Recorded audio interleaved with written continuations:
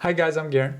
I'm JD. And this is Investigating Comic Club, where we chronologically read, review, discuss, and rate specific crucial stories of the medium. Indeed, and we hope that you guys will subscribe, become members of Comic Club yourself. Stick around to the end of the conversation to give your own rating in our episodic comic quality poll, as well as share your opinions in the comments below, and possibly after the Misfit Picture Show's logo for any bloopers that the episode may provide. Mr. Garen. The first wave of Dawn of X #2. Yes. X-Men.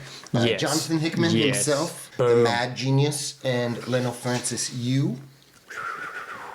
Overall thoughts? We made it, guys. We made it. Indeed. This was quite the connecting issue, if I will. Cool. Connecting certain things. Yeah, it had family, fun, friendly experiences that you love from the summers.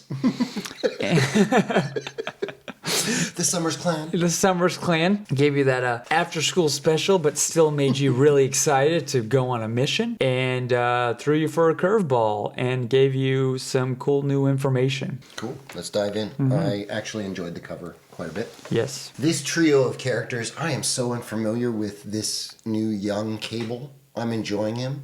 I do ache a little bit for the Cable of old.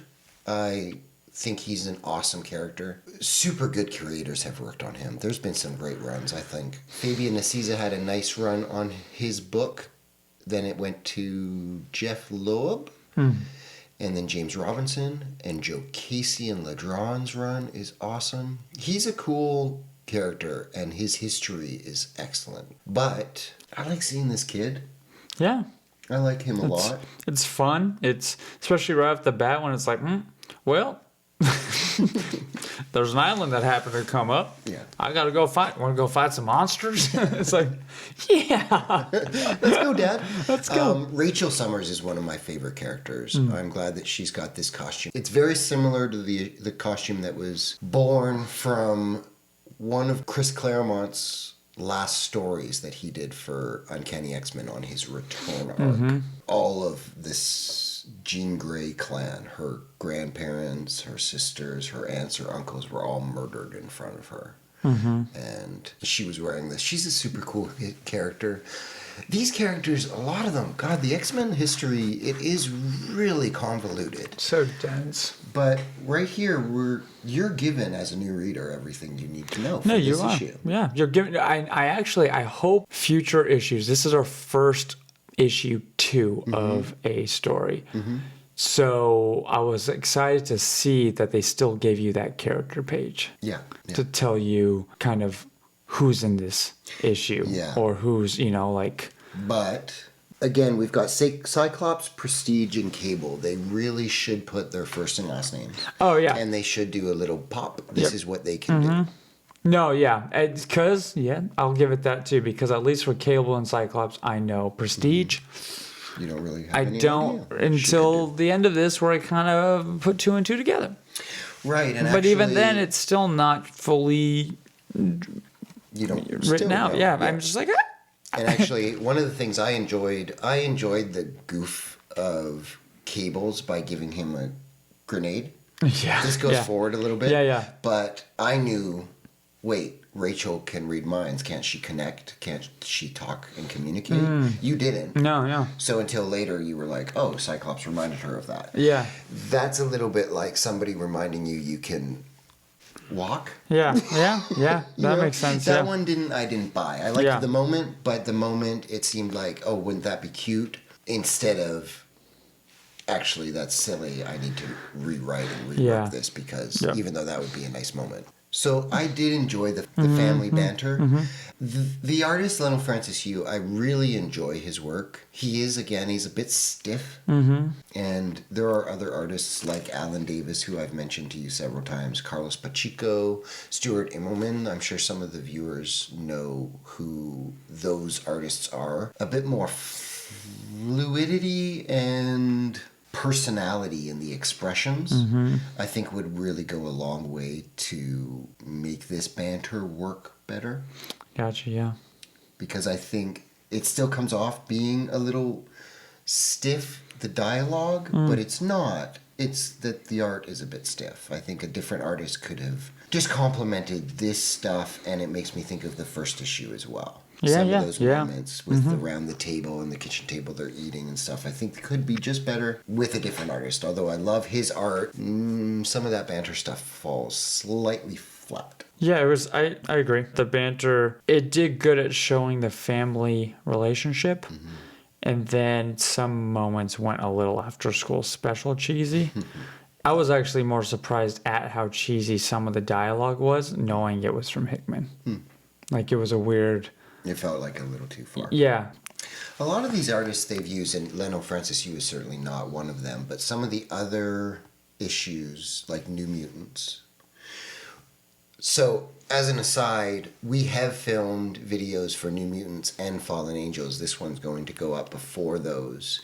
Life has just not quite cooperated in a way that I have been able to edit those and post them. Correspondence, which is our suicide prevention series, we have been taking those 6 episodes and putting them into a short film and re-editing it, and now our producer is submitting those for us into film festivals. So that kind of took priority this last week, but those episodes are still to come. So the New Mutants, they have a bit of that banter going on as well, and that's a younger artist. Some of those don't land as well. Yeah. Similar to this. Yep. Yeah, some of them just, when he even makes the comment, Cable, I should have brought a bigger gun. I was like, it's fun. That is something you would hear Cable say too. Yes, I agree.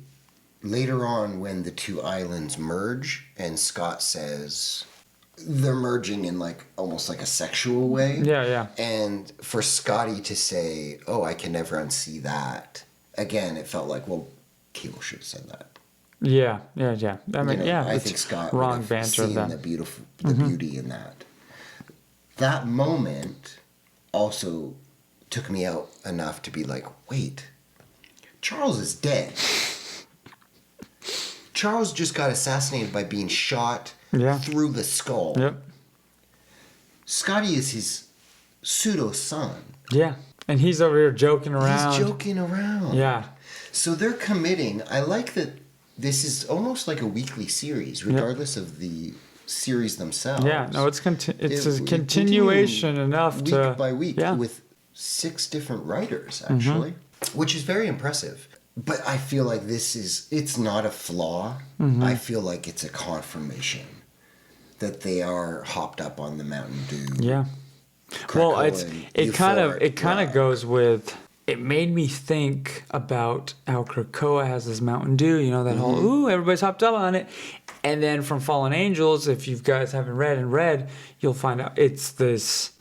The overclock. The overclock. The connection between that controlling your mind, euphoria. No, I did think about that during Fallen Angels, and I did think, oh, that's interesting.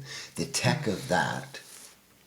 Here we've got more of like an island, natural, but with the tech. Transmode virus. Yeah.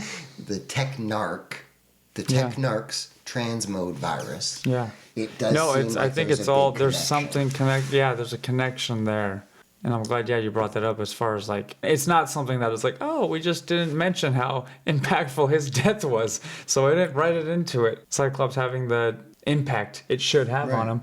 That goes to show it's like, no, it's got to that makes more sense. Like they are. We just lost him. No, things are still fantastic. He's even making plans for vacations with Rachel. Put that in your calendar. We're going. Yeah. So there's something up. I think that's confirmation for that. I like the monstrous creature from Stranger Things. Yeah. Actually, let me say this. So I had talked about in our reflections, spoilers and theories part 3 about my big prediction for the uber bad that's coming at the end of the day. Yeah, I'm glad that you brought that up because it kind of counters all the limbo demons we've seen. None of them have been very Cthulhu or Lovecraftian. Yeah. But this one is, all of them that come out of here. So it kind of counters my, well, is it limbo or not? I'm not sure. But either way, when this character that we're introduced to in the volcano, Yeah. whoever he's talking to on the other side, which I feel like is one of the original Four Horsemen. It's a little techie. Yeah. They're like Yeah. portal of what they're talking through. It doesn't look ancient, demonic, Cthulhian. It looks tech a bit. Yeah. No, it does. When this other island popped up, I did think, briefly, I thought about Krakoa's sister island.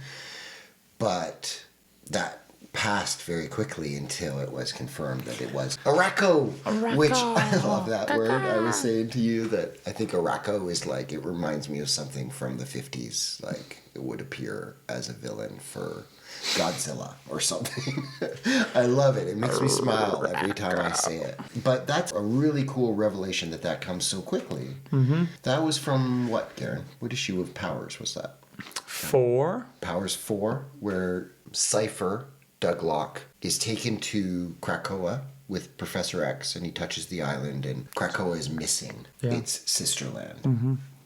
So it returns in this issue. I thought that would have been something that would. And I like how he explains it for him instead of just being like, "Well, they are one or they are together." No, he's like, "Have you ever been in love? Are you in love? Is there someone you love and miss?" And he's like, "Well, that's a little complicated. That's a little complicated." All right, and but that's interesting that he does say yes and one. Love single someone, which that's a fury of theories or thoughts or guesses are going to happen. Is it the White Queen? Is it Emma Frost? Or is it Jean? Which one is it? Which one is it? We're hoping. I hope it's Jean. I hope it's Jean. I'm rooting for Jean. Yeah.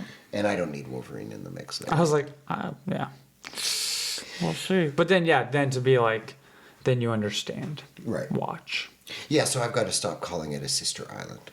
Yeah, it's not a sister island anymore. It's a lover island. It's a lava. The two are not the fire and ice. We are not two, we are one. There's the fire and the volcano.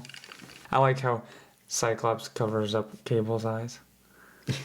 Just like that father. It's like, it's a little much. It's cute. But at the same time, it's like, it's just a fun little panel, if anything. It doesn't take me out of it as much as some of the banter from earlier. It is cute. It's refreshing to see the X-Men living life and enjoying it. It's so fun to see Cyclops enjoying life. And as the Which first lets us issue, know how fake. I know, it's really funny because whereas the first issue we were like rooting for it, we're like, oh, it's refreshing. This is nice. Now it's like, well, Professor X is dead. Something's It's how pessimistic we all become, and it's just like, no, it's too good to be true. It's too good to be true. No, there's no way. This isn't real. Now it's confirmed. Yeah. We're It's just too good to be true. It's too good to be true. Hey, buddy, where are you going off to? We are now one. This is my land. This is your land. This is our land. Why? Because he lives here. Who lives here? Indeed, Apocalypse. Mr. A, or whatever that formerly known as. Formerly known as Apocalypse. Shows up at the end for, I think, a pretty killer final page. In the shadows. It's all vague enough that he could go either way. It could go with him literally, these are my people, I'm going to protect them. Everything else can go to hell, and maybe I'll bring that hell to it. Or, these will be my minions. They will follow me. If they don't, I'll take care of them. Yeah. This is my place. Yeah. They have him hug his child. Yeah, it's really cool. It's interesting because you see his ownership of Krakoa and Araco now. And that moment where Professor X shakes his hand and says, welcome home, it lands very differently. It lands in a way that Charles potentially didn't know what he was really saying there. Yeah. And Logan at the time was like, this is the Logan's last the chance only we've one. got. Yeah, he's like, what are you doing? The next issue is going to be called Horticulture. Okay. Random. Not, because horticulture is the land. Is the Pruning. And then all these, the Krakoa, the names of this part of the land, That was island. cool. The new map. Yep. And it's White blocked off. Palace, Hellfire Bay, the Red Keep, Blackstone, Yeah, it's all blocked off. Which but just part is 5 blocked is. off? 5, which is Arakama. Transit to Arako. Closed. Okay. So they're very particular of who is going to be allowed there. It is red.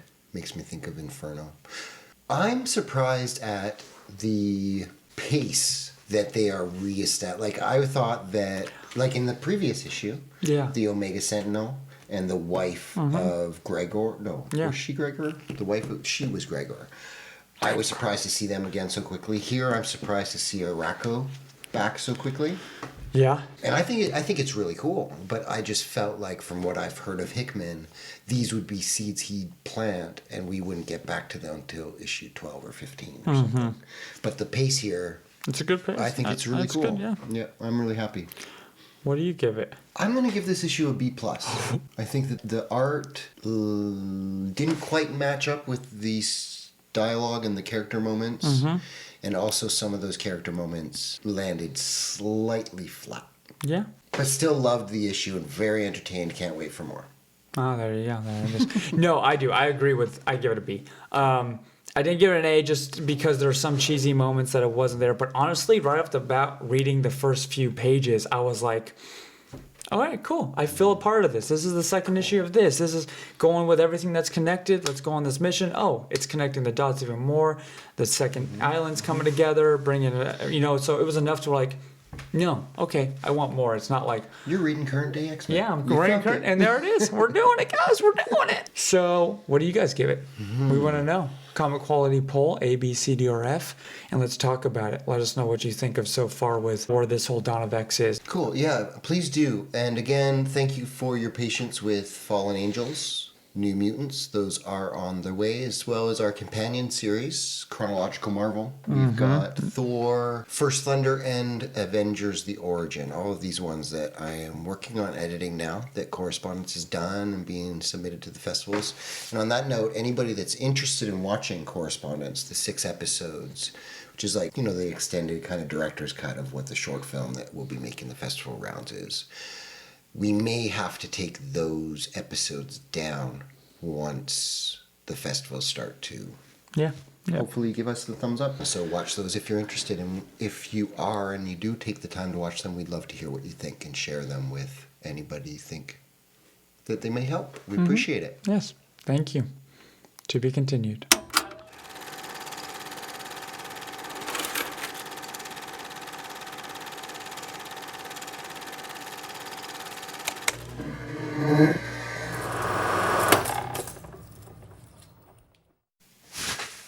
Okay, what are those? What are the creatures called?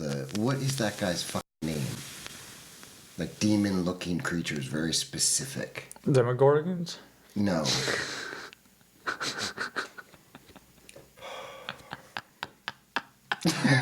This is why you guys wait till the end after the credits for these moments.